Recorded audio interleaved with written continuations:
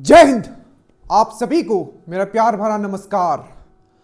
Time कम है और 1799 में अगर आपको फाइनल अमॉन्ग द टॉपर, सिर्फ मेरिट नहीं, अमॉन्ग द टॉपर अगर आपको आना है तो मैथ्स एंड रीजनिंग जितने भी क्वेश्चंस आएंगे वो सब आपको सॉल्व करके आना है। हमने हमेशा आपको कहा था अगर आपका प्री क्लियर होगा डेट मीन्स उसमें करंट अफेयर्स का बहुत बड़ा रोल होगा, और अगर आप मेरिट में आते हो, अमॉन्ग द टॉपर आते हो, तो उसमें आपका मैथ्स एंड रीजनिंग। अब ये पहला क्लास है आपका PYQ सीरीज में मैथ्स का। उससे पहले मैं बता दूं 30 जनवरी से हम लोग स्टार्ट कर रहे हैं श्योर सिलेक्शन जो ग्रुप है आपका मेंस का, क्योंकि अगर आप प्री निकाल रहे हो ये आपके पास एकदम बोलते ना it's like a golden opportunity, तो ये आपको फाइनल कर ही लेना है। और maths and reasoning only 7 topics जो हम आपको बताएंगे वहीं से आया है और वहीं से आएगा। मेंस का पेपर हमेशा एक्सपेक्टेड होता है, तो इस बार भी जो आएगा उसी प्रकार से आएगा। जो भी वेरिएशन हो सकते हैं हम उसको ऑलरेडी बोलते हैं ना टॉलरेंस बैंड में रख के 5% एक्स्ट्रा ही लेके हम लोग चलेंगे, ठीक है। तो नीचे लिंक है। अगर आपको बिहार में, सर मुझे बिहार में दरोगा बनना है, sir I want to be a sub inspector इन बिहार, और सच में ऑथेंटिक चीजें पढ़ के अगर आपको निकालना है कंसाइजली एंड कंसेप्चुअली, इस चैनल को सब्सक्राइब करके रखें। और श्योर सिलेक्शन का जो आपका मेंस का जो ग्रुप शुरू हो रहा है उसका भी लिंक नीचे है, आप ज्वाइन जरूर कर लेना, मिस मत कीजिएगा, ठीक है। अब आज जो क्वेश्चंस है हमने अभी जो प्री का पेपर हुआ है वहां से हमने उठाया है, ठीक है। और हम हमेशा जैसा कि कहते हैं कि हमारा यहां टारगेट होगा कि एग्जाम में कैसे क्वेश्चन सॉल्व करते हैं, ठीक है। एज ए टीचर नहीं, एज ए स्टूडेंट मैं क्वेश्चन सॉल्व करने वाला हूं, ठीक है, कि एग्जाम में अगर ये क्वेश्चंस आते तो हम कैसे सॉल्व करते। और जो आपका श्योर सिलेक्शन ग्रुप में होगा, क्योंकि देखो आपके पास टाइम कम है, आप मास्टरी नहीं कर सकते हो मैथ्स में, आपको एग्जाम निकालना है, तो हर एक टॉपिक का आपको उसको वीडियोज दिए जाएंगे, ठीक है, कंसेप्ट वाले, और उस हिसाब से उसके कुछ क्वेश्चंस होंगे। और उसके बाद सिर्फ PYQ करना है आपको। PYQ और जो भी मैं क्वेश्चंस करवाऊं, अगर आप एवरेज हो मैथ्स में, रीजनिंग में एवरेज हो, हर एक क्वेश्चंस को 5 बार करना है। कितनी बार? लिख लिख के 5 बार करना है। उतना आपने कर लिया, आप मेरिट में आ गए, ठीक है। तेज नहीं बनना है कि हमको आता है।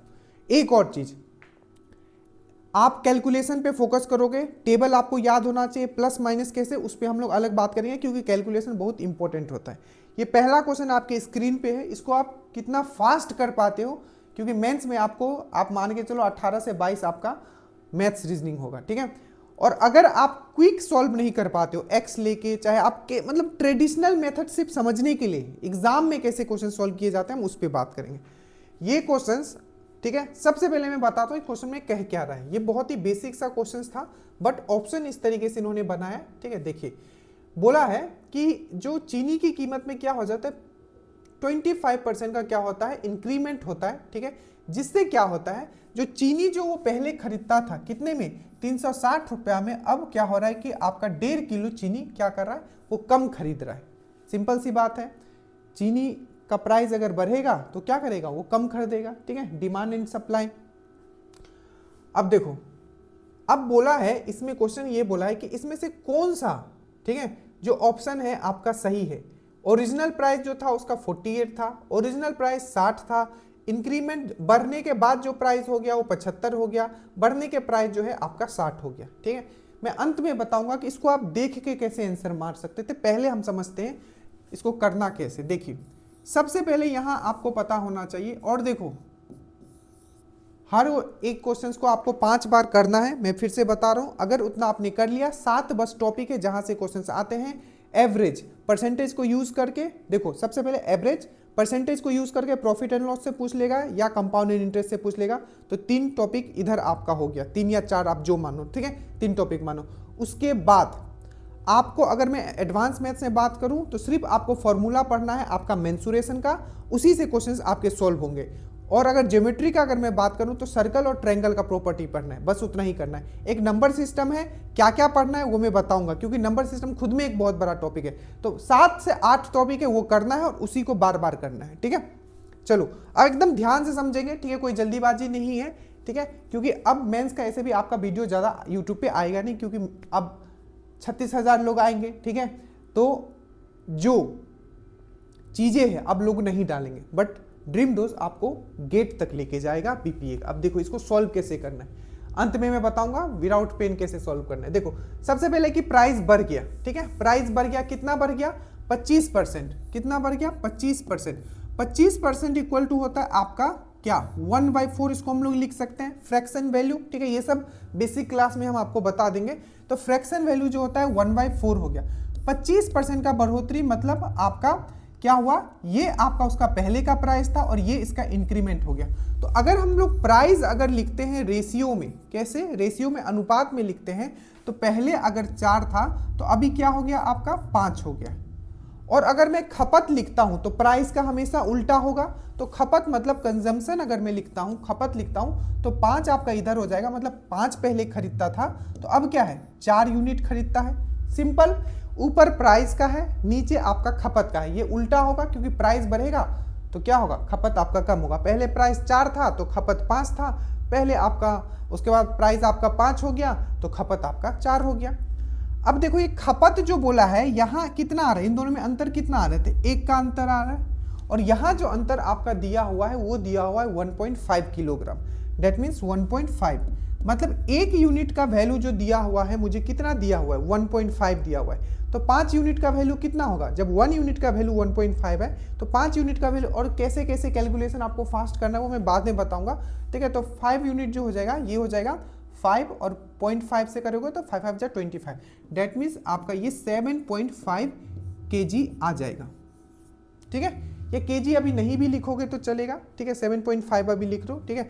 तो 5 यूनिट 7.5 kg, तो 4 यूनिट कितना हो जाएगा, 1 यूनिट का वैल्यू 1.5 है तो 4 यूनिट का वैल्यू कितना हो जाएगा, सिंपल सी बात है, ये जो हो जाएगा आपका ये 6 हो जाएगा, क्योंकि 4 1 जा 4 और 0.5 से मल्टीप्लाई करोगे तो 20 होगा, पॉइंट उधर से हट जाएगा तो ये 6।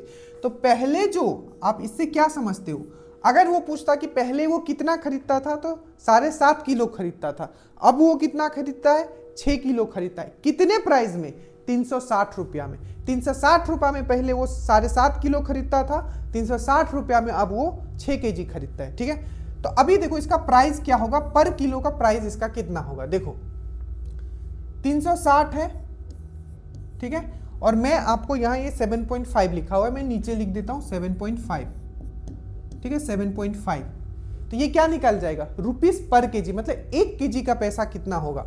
तो मैं यहां से पॉइंट हटा सकता हूं, यहां में आपको 0 दे सकता हूं, या टोटल इसको अगर मैं लिखना चाहूं तो इस तरीके से लिख सकता हूं 3600 डिवाइडेड बाय आपका 75, इस तरीके से मैं लिख सकता हूं। अब देखो इसको काटना कैसे, सिंपल है, 25 से इसको 3 बार काटोगे, ठीक है, और 25 से इसको कितने बार काटोगे 4 बार काटोगे, और ये हो जाएगा आपका 12 का 12 24 36, और ये हो जाएगा आपका 12 का 12 24 पर 36, और ये 12 चक 48। तो जो पहले का जो प्राइस था वो क्या हो गया आपका 48 रुपया पर केजी, ठीक है, इसको आप इतना सॉल्व कर लोगे 48 रुपया पर केजी आ जाएगा। अब जो इसका जो प्राइस है, ठीक है, अब ये पहले का प्राइस है 48 रुपया पर केजी, वो पहले खरीदता था, ठीक है, और टोटल उसने 7.5 किलो खरीदा, अब क्या है ये 6 kg है, तो अभी जो नया प्राइस है वो क्या होगा, तो 360, ठीक है, डिवाइडेड बाई 6 करूंगा तो कितना आ जाएगा, ये 60 आ जाएगा, मतलब 60 रुपीस पर केजी अब वो खरीद रहा है चीनी, पहले क्या खरीदता था 48 रुपीस पर केजी, ठीक है, इस तरीके से। तो अब ऑप्शन एक बार चेक करते हैं, देखिए ऑप्शन में क्या बोला हुआ है, ऑप्शन में बोला कि ओरिजिनल प्राइस जो था 48 है, तो ओरिजिनल प्राइस मेरा कितना है जल्दी से देखिए, तो ओरिजिनल प्राइस मेरा 48 था, ये मेरा ओरिजिनल प्राइस था, ये पहले वाला जिसमें हम लोग 7.5 किलो खरीदते थे 48 kg है, बिल्कुल सही है मेरा, ठीक है। दूसरा आपको बोला है, ठीक है, क्या बोला है, तो ये C1 तो सही है, उसके बाद ओरिजिनल प्राइस 60 kg, तो ये तो गलत हो गया, ठीक है। उसके बाद बोला है कि इंक्रीज प्राइस इज पर केजी, देखो आसान है, बस मैं आराम से समझा रहा हूँ, एकदम आराम से समझना है, ठीक है। मैथ्स में आप ये नहीं, अगर आप मास्टरी तो किए नहीं हो, ठीक है, तो आपको आराम से समझना है, धीरे धीरे आपको स्पीड इंक्रीज करते हुए जाना है। देखो तो ये हो गया आपका, उसके बाद इंक्रीज प्राइस पर केजी कितना है आपका 75 है, तो इंक्रीज जो हुआ है कितना है 60 रुपया है, तो ये भी आपका गलत हो गया। फिर से बोला कि इंक्रीज प्राइस पर केजी आपका 60 रुपया, तो ये आपका सही हो गया। मतलब इसमें सही कौन सा है, तो ये C1 और C4 जो है इसका सही आंसर होगा, ठीक है। इसको एक बार और पीछे कीजिएगा, बहुत ही सुंदरता से हमने आपको यहाँ समझाया है, ये चीज आपको समझ में आया। अब हम लोग इस तरीके से सोचिए, एक चीज अगर हम लोग यहाँ सोचते हैं, ठीक है, कि क्या इसको इससे फास्ट कैसे हम लोग कर सकते हैं। देखो, एक तो जो हमने पहले यहां निकाल लिया 48, ठीक है, ये पहले का प्राइस था, तो हमें ये जरूरी नहीं है कि हमको ये इतना सॉल्व करना है 360 लिख के 60, हम लोग को पता है कि 25% इंक्रीमेंट हुआ है, तो इसका हम लोग डायरेक्टली 125% निकाल देंगे। 125% का मतलब क्या होता है, 25% इंक्रीमेंट मतलब होता है 1/4। तो अगर इसका हम लोग क्या निकालना है, हमको 125% निकालना है, तो सिंपल इसका 5/4 हम लोग निकाल देते, 5/4 हम लोग निकाल सकते हैं। तो 5/4 निकालोगे तो ये आपका हो जाएगा 12 के 12 24 48, ठीक है, और इंटू 5 करोगे तो ये आपका 60 हो जाएगा। मैं तरीका समझा रहा हूँ कि आप डायरेक्टली आप पहला वाला वैल्यू निकाल लेते 48 किलो, उसका 125% निकालते तो वो भी आपका नया वाला वैल्यू मिल जाता जो कि 60 रुपया पर केजी होता है, या आप डायरेक्ट 360/60 लिखोगे तो 60 रुपीज पर केजी आ जाएगा। तो ये पूरा खेल है यहाँ का। अब मैं इसको बताता हूँ कि एग्जाम में इसको कैसे करना था। ऐसे एग्जाम में जो मेंस का पेपर होगा ऐसा नहीं होगा कि कुछ स्टेटमेंट बेस्ड होंगे पर सब नहीं होते, ठीक है। अब देखो, तो इसका जो सही आंसर क्या होगा आप समझ गए, एक ये सही है और आपका एक ये सही है। अब देखो, अगर एग्जाम में अगर आप बैठोगे तो आपका दिमाग कैसे काम करेगा। सबसे पहले क्वेश्चंस देखोगे और आप बोलोगे कि 25% इंक्रीमेंट, आप सोचो, ठीक है, जैसे जैसे बोलूं वैसे सोचना है, अपना दिमाग लगाना है, ठीक है। और ये नहीं सोचना है कि बहुत ही डिफिकल्ट है। जिस दिन आपने सोच लिया कि बहुत ही डिफिकल्ट है, मैथ्स आपसे नहीं बनेगा। आपको एज ए गेम लेना है कि क्या है, ये गेम है, ऐसा तो है नहीं कि जीएस की तरीके से आपको रटना है, जो है बस समझना है। समझ गए तो हो गया। अब देखो इस क्वेश्चन को, ये कहीं बुक में नहीं बताया जो मैं अभी बता रहा हूं, ये सेल्फ मेड है। देखो कंसेप्ट से 25% इंक्रीमेंट हो रहा है, तो आप ये देखो कि ओरिजिनल प्राइस ये दोनों है और ये बढ़ने वाला दो प्राइस है। तो मैं देखता हूं कि 48, मैं मान लेता हूं कि मेरा पहले वाला प्राइस 48 था और बढ़ के जो मेरा प्राइस हुआ है वो 75 हुआ है। क्या ये सही है? सही कैसे होगा, मैं चेक कैसे करूंगा, देखूंगा क्या 25% इसमें इंक्रीमेंट हो रहा है। तो देखो, ये मान लो कि आपका कितना हो गया, 25, 26, 27, 27 का डिफरेंस है। अरे 27 बढ़ा ना, पहले 48 था, ठीक है, पहले क्या था आपका। देखो अब इसको सॉल्व कैसे करना है, बहुत अच्छे से मैं सॉल्व करवा रहा हूं, आपको पेन भी नहीं उठाना पड़ेगा। अब देखो, अब बहुत लोगों ने सॉल्व किया भी होगा, जिन जो एसएससी वाले स्टूडेंट्स लोग बैठे होंगे उनको आइडिया होगा, ठीक है। इवन रेलवे वाले को तो नहीं, लेकिन जो एसएससी मेंस वेंस देते हैं, ठीक है, उनको आइडिया होगा। अब देखो, अब ये देखो 48 है, ठीक है, और ये आपका 75। मैंने मान लिया कि मेरा पहला जो ओरिजिनल प्राइस है ये 48 है और इंक्रीज प्राइस जो है मेरा 75 है। तो मेरा कितना इंक्रीमेंट होना चाहिए, 48 से 75 में 25% का इंक्रीमेंट होना चाहिए, ठीक है। तो अगर मैं इसको माइनस करता हूं इन दोनों में, ठीक है, तो ये 25 हो जाएगा, ठीक है, और 26 एक 27, ठीक है, दो इधर 25, 27, तो 27 का इंक्रीमेंट है। आप ये देखो, क्या 27 जो है 48 का आपका क्या है, 25% है। अरे कैसे 25% होगा, 48 का आधा ही होता है आपका 24, तो ये तो 50% से भी ज्यादा इंक्रीमेंट हो गया। तो ये तो मेरा नहीं हो सकता है, ठीक है। फिर से मैंने माना कि चलो मेरा जो पहला कंडीशन है ये है, ठीक है, मतलब ओरिजिनल प्राइस मेरा ये था और बढ़ने वाला जो मेरा प्राइस है ये नीचे वाला मैंने ले लिया, ध्यान से। अब देखो इसमें कितना इंक्रीमेंट हो रहा है, ठीक है, कितना इंक्रीमेंट हो रहा है। तो अब अगर आप देखोगे, ठीक है, तो ये जो है आपका मान लो 50 है तो 60, ठीक है, तो मतलब आपका देखोगे 12 का इंक्रीमेंट हो रहा है। अब देखोगे कि 12 जो 48 का 25% है, तो मैं देखूंगा अगर मैं 12 लिखता हूं, यहां मैं 48 लिखता हूं, ठीक है, तो 12 के 12 24 36 वर्ष 48 कितना आ जाएगा, ये 1/4 आ जाएगा। और 1/4 का मतलब क्या होता है आपका 25%। तो ये आपका आंसर हो गया। तो दैट मीन्स इसका जो सही आंसर होगा वो ये होगा और ये होगा। एग्जाम में इसको आपको इस तरीके से करना था।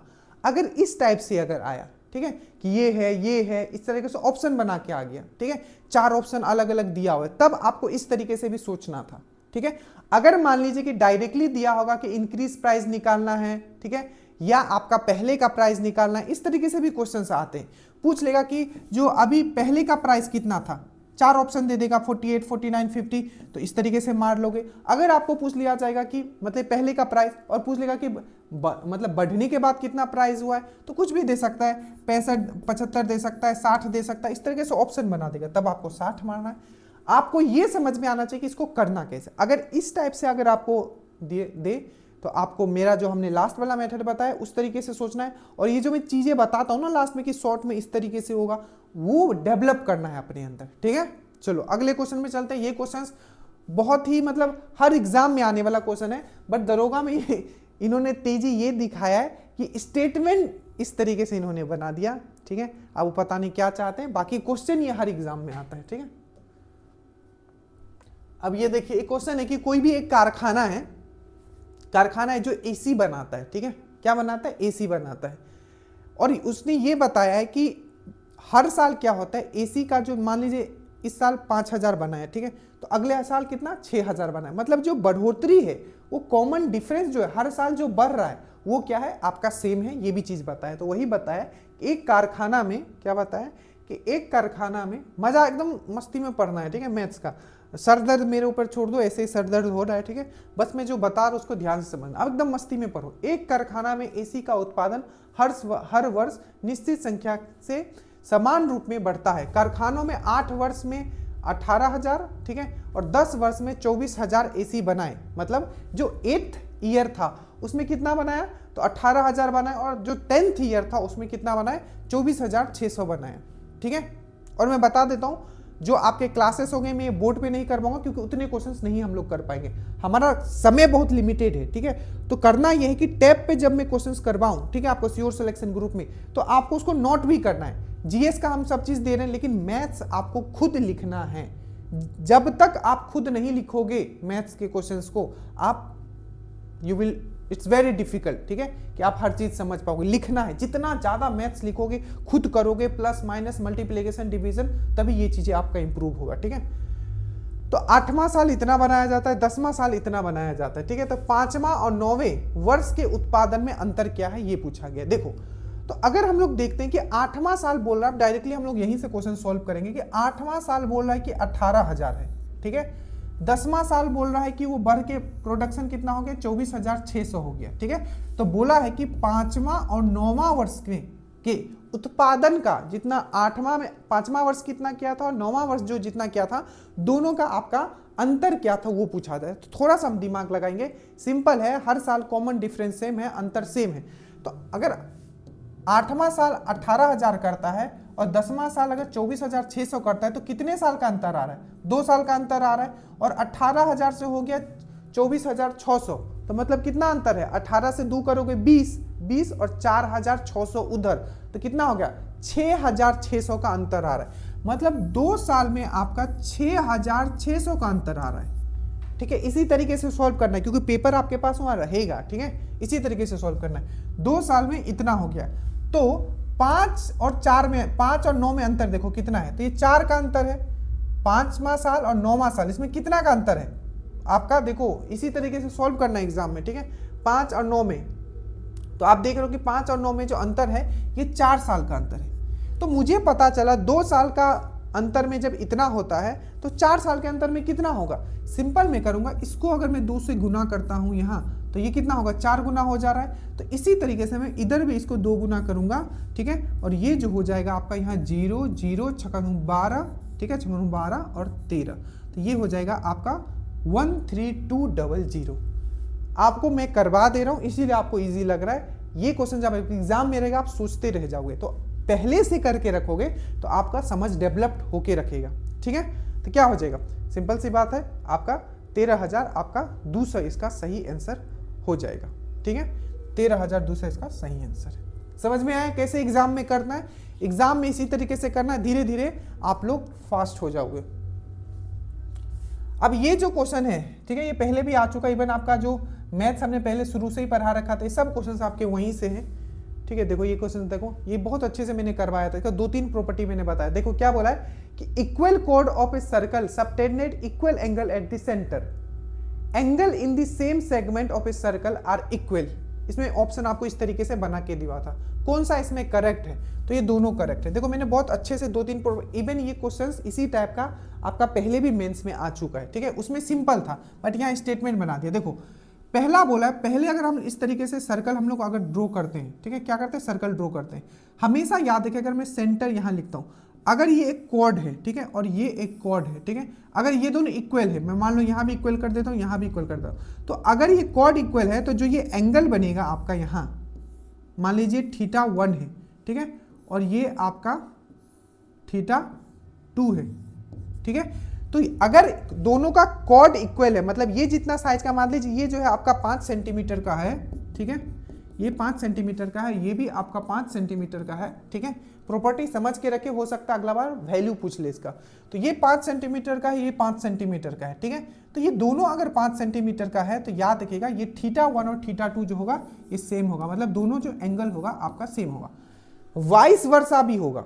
वाइस वर्सा मतलब अगर दिया हुआ है कि दो एंगल, ठीक है, दो एंगल जो है ये दोनों सेम है, ठीक है, तो जो कॉर्ड से ये बना होगा वो भी इक्वल होगा, तो उल्टा भी होगा। यहां क्या बोला है, जो आपका इक्वल कॉर्ड, ठीक है, इक्वल कॉर्ड, ये कॉर्ड है, ये कॉर्ड है, ठीक है, subtended equal angle at the centre. ठीक है, तो क्या करता है, इक्वल एंगल बनाता है आपका सेंटर, तो ये बिल्कुल सही है। ठीक है, दूसरा बोला है angle in the same segment of a circle are equal. Same segment, मान लो कि ये एक सेगमेंट है, ठीक है, हमने यहां एक एंगल कुछ भी बनाया थीटा, ठीक है, क्या मैंने बनाया, थीटा मैंने यहां बनाया।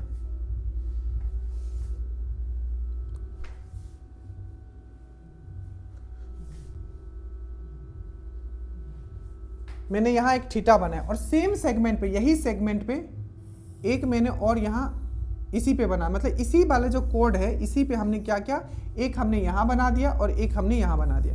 पर ये जो बेस है, बेस जो है ये आपका सेम है, यहाँ दोनों के लिए क्या है, आपका बेस जो है आपका यहाँ सेम है, ये बेस जो है आपका यहाँ सेम है। ठीक है, तो क्या होगा, θ1 और θ2 जो है इक्वल हो जाएगा, मतलब दोनों का एंगल जो है आपका इक्वल हो जाएगा। ये चीज आपको याद रखना है। ठीक है, ये जो हो जाएगा θ1 और आपका जो θ2 है वो इक्वल हो जाएगा।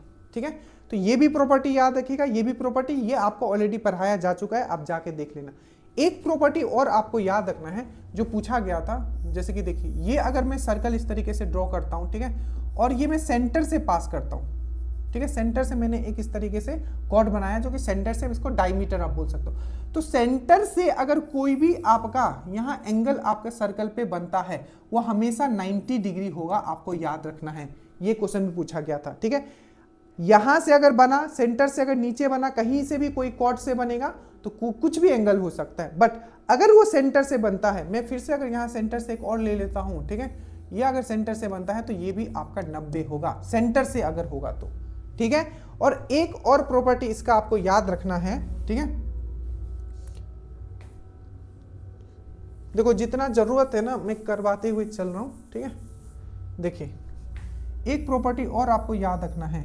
ठीक है, मान लो जो ये सेंटर है, ठीक है, तो यहां मान लो ये थीटा बनाया है, ठीक है, और इसी सेंटर से फिर से इस तरीके से बनाया जाता है। ये है सेंटर में कितना बनाया, सेंटर पे थीटा, ठीक है, थीटा, और ये क्या है आपका θ1 और ये है आपका θ2। तो ये जो सेंटर पे होगा ये हमेशा इसका डबल होगा, मतलब θ1 जो होगा आपका θ2 का क्या होगा, दोगुना होगा। ये इन सेंटर आपने पढ़ा होगा, सरकम सेंटर, इन सेंटर, ऑर्थो सेंटर, उससे। तो ये प्रॉपर्टी कम से कम इसका याद रखिएगा। ठीक है, कि अगर यहाँ सेंटर पे हम लोग एक ड्रॉ करते हैं, ठीक है, इस तरीके से थीटा बनाए, यहाँ हमने एंगल, तो ये फिर सेम सेगमेंट्स अगर कहीं भी बनाएंगे तो ये जो सेंटर वाला है वो हमेशा दूसरे जो भी एंगल बनेगा आपका उसका डबल होगा। ठीक है, तो ये चीज था।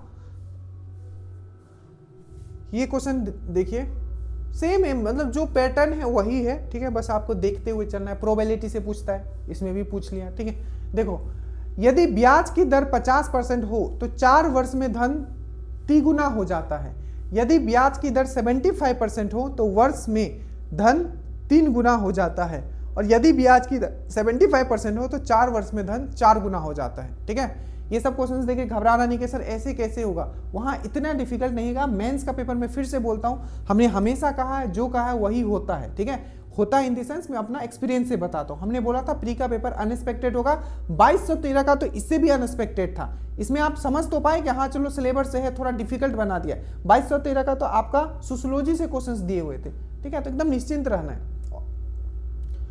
देखिए तो अब ये देखो, तो ये पेपर कैसे सॉल्व करो। देखो ये इस टाइप के क्वेश्चन जब भी आए, परसेंटेज में ही हमें डील करना है, तो हमें इसमें हमेशा हम लोग मूलधन कितना अपना मानेंगे, 100 मानते हैं। कोई भी चीज अपने खुद में कितना होता है, 100 होता है। पहला कंडीशन देखिए, बोला है यदि ब्याज की दर 50% है तो 4 वर्ष में धन जो है 3 गुना हो जाता है। तो देखो 50% और 4 वर्ष, ठीक है, तो इन दोनों को अगर मल्टीप्लाई करोगे तो कितना मिलेगा, 5 4 जा 20, मतलब 50 और 4 50% है, ठीक है, हर साल, ठीक है, 50% है हर साल और 4 साल तक रखा है, तो टोटल कितना मिलेगा? 200% का इंटरेस्ट मिलेगा। कितना? 200% का इंटरेस्ट मिलेगा, प्लस आपका 100 तो आपका खुद का भी होगा, ठीक है, तो 100 तो आपका मूलधन भी है, तो 100 में यहां लिख दूंगा, तो टोटल आपको जो मिलेगा 300% आपको मिलेगा। तो पहला कंडीशन क्या सही है? यदि ब्याज की दर 50% हो तो 4 वर्षों में धन 3 गुना हो जाता है। बिल्कुल, अगर मेरा धन 100 था तो अभी कितना हो गया? ये 3 गुना हो गया। सही है, तो पहला कंडीशन सही है।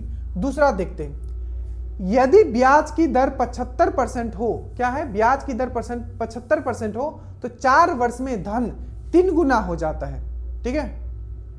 मैं फिर से आपको ये कहना चाहूंगा, हर क्वेश्चंस वहां ऐसे नहीं होंगे कि इस टाइप की स्टेटमेंट बना के देगा, कुछ क्वेश्चंस होंगे, घबराइए मत, ठीक है। बस मैं इस लेवल तक करवा दे रहा हूं तो फिर आपको वहां इजी लगेगा।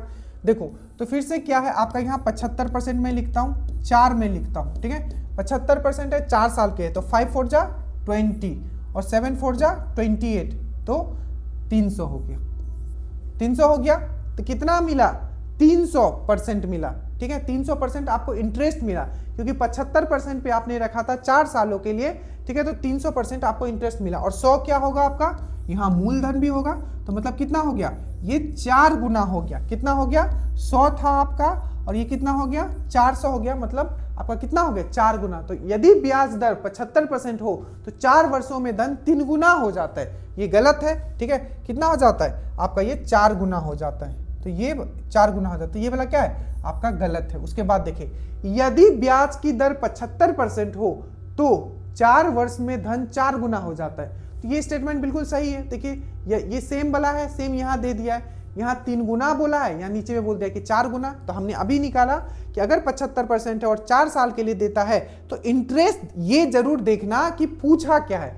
यहां पूछा है कि 4 वर्षों में धन मतलब पूरा आपका अमाउंट कितना होता है। वहां पूछे इंटरेस्ट भी देख लेना कि पूछ क्या रहा है। यहां आपका अमाउंट टोटल पूछ रहा है, इंटरेस्ट प्लस आपका मूलधन, ठीक है। तो सिंपल है। तो यदि ब्याज की दर 75% है, 4 वर्षों में धन कितना हो जाता है? तो धन जो हो जाता है वो आपका 4 गुना हो जाता है। 100 था, ये 4 हो गया। 75% 4 साल के लिए रखा, 300% हमको क्या मिला? इंटरेस्ट मिला। और हमारा जो पहले का 100 था ही, जो मेरा मूलधन था, दोनों को हमने ऐड किया, ये 400 आ गया, ठीक है। तो 100 से 400 हो गया, मतलब ये 4 गुना हो गया। तो इसमें से कौन सा सही है? तो एक सही है और तीसरा सही है। अब देखिए एक कहाँ है, तो सी जो हो जाएगा इसका सही आंसर हो जाएगा सी वाला, एक और तीसरा, ठीक है।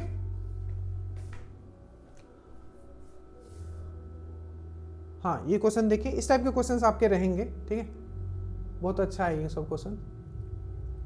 देखो क्या बोला है कि कोई भी धन है, वो धन आपको नहीं पता कि कितना है। कोई भी एक धन है जो 2 बैंकों में रखा गया है, ठीक है। कहां रखा गया है? 2 बैंकों में रखा गया है। एक को रखा गया है 2.5 साल के लिए, दूसरे बैंक में रखा गया है 4 साल के लिए। क्या? एक में 2.5 साल के लिए, दूसरे में 4 साल के लिए। और इंटरेस्ट कितना है, मतलब साधारण ब्याज कितना है? तो दोनों बैंकों का साधारण ब्याज भी सेम है, ठीक है। दो समान धनराशि 2 बैंकों में जमा की जाती है, दोनों पर 16% वार्षिक साधारण ब्याज की दर क्रमशः, ठीक है, 2.5 वर्ष और 4 वर्षों के लिए, यदि उनके ब्याजों का अंतर इतना है। समझ में आ गया? सिंपल है। आपके पास कोई भी पैसा था, आपने 2 बैंकों में रखा, ठीक है, 2 बैंकों में रखा और वो पैसा सेम रखा, एक्स अमाउंट यहां भी रखा तो एक्स अमाउंट यहां भी रखा, 2 बैंकों में रखा आपने, ठीक है। एक को आपने 4 साल के लिए रखा, एक को आपने 2.5 साल के लिए रखा, और दोनों बैंक जो आपको इंटरेस्ट दे रहा है वो आपको 16% का दे रहा है। अंत में हमें यह पता चला कि दोनों बैंकों का, ठीक है, क्या? दोनों बैंकों का, ठीक है, से जो हमें पैसा मिला, इंटरेस्ट जो मिला, उनका अंतर जो है आपका कितना है? 1446 है। तो ये तो सिंपल सी बात है कि जिस बैंक में हमने 4 साल के लिए रखा था उसका ही ये, मतलब 4 साल के लिए जो रखा था उसी से हमें ज्यादा इंटरेस्ट मिला होगा।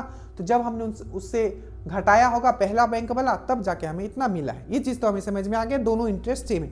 अब इसको एग्जाम में कैसे करेंगे? सिंपल समझो, एक को हम लोग रखते हैं 2.5 साल के लिए, एक को रखते हैं हम लोग 4 साल के लिए। इन दोनों का अंतर कितना है? तो अंतर आपको समझ में आया कि 1.5 ईयर है। और 1 साल का इंटरेस्ट कितना है दोनों बैंकों का? तो आपने बोला कि 16% है, दोनों बैंकों का जो इंटरेस्ट है 16% है, ठीक है। तो हमने यहाँ 16 इसको मल्टीप्लाई कर दिया, मतलब एक साल का अगर 16% हो तो 1.5 साल का कितना होगा, एक साल का 16, 16 का फिर से आधा आपका कितना हो जाएगा 16, 16 का आधा कितना होता है, तो 8, 5, 13, 14, 24%, ठीक है। तो 24% आपका टोटल इंटरेस्ट मिलने वाला है, ठीक है। 24% अंतर का मैं बात कर रहा हूं, ये अंतर निकाल रहा हूं ना मैं, एक 2.5 साल के लिए किया, दूसरा 4 साल के लिए किया, दोनों का अंतर है 1.5 साल। एक साल में हमको उतना मिलता है तो 1.5 साल में कितना मिलेगा 24%। यही 24% का जो वैल्यू है आपको ये दिया हुआ है, तो 24% इक्वल टू मुझे दिया हुआ है 1446, ठीक है। तो मुझे पूछा है कि मूलधन कितना था, तो सिंपल है 100% में यहां निकाल लूंगा 100%। ये 100% कितना होगा, अब देखो, अब इसको सॉल्व करने आपको आना चाहिए कि ठीक है, आपका कैलकुलेशन आप कैसे करते हो ये बहुत इंपॉर्टेंट है। तो 100 इंटू हो जाएगा आपका, ठीक है, 446 हो जाएगा, डिवाइडेड बाय आपका यहाँ 24 हो जाएगा।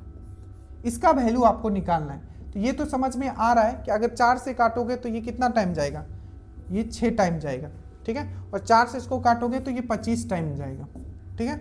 उसके बाद इसको काटो, ठीक है।